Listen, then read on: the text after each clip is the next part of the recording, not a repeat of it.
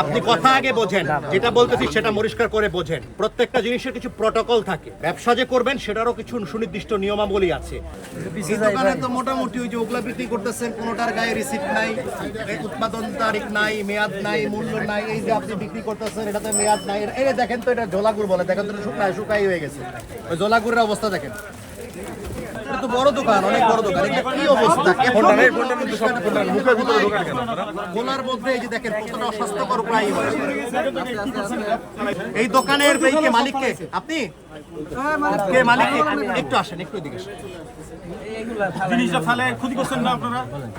কাজ করতেছে ঘরের দেখেন, আপনি রমজান মাসে ব্যবসা করছেন, আমরা আপনাদেরকে এসে শাস্তি দেওয়াটা আমাদের উদ্দেশ্য না। আমাদের উদ্দেশ্য হচ্ছে আপনাদেরকে সতর্ক করা। আপনারা সতর্ক হলে কিন্তু আমাদের যারা ভোক্তা আছে তাদের অধিকারটা সংরক্ষিত থাকবে, তাই তো ভাই?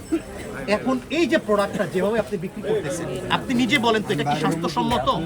এরকম আপনি কথা আগে বোঝেন, যেটা বলতেছি সেটা পরিষ্কার করে বোঝেন। প্রত্যেকটা জিনিসের কিছু প্রটোকল থাকে, ব্যবসা যে করবেন সেটারও কিছু সুনির্দিষ্ট নিয়মাবলী আছে। আইন এবং বিধিবিধান প্রতিপালন করেই আপনাকে ব্যবসা করতে হবে। ওইটা না করলে আপনি করার সুযোগ নাই। আপনি খান বা আপনি কি করেন সেটা দেখার বিষয় না তো আমাদের। আমি কি বোঝাতে পেরেছি? ঠিক আছে।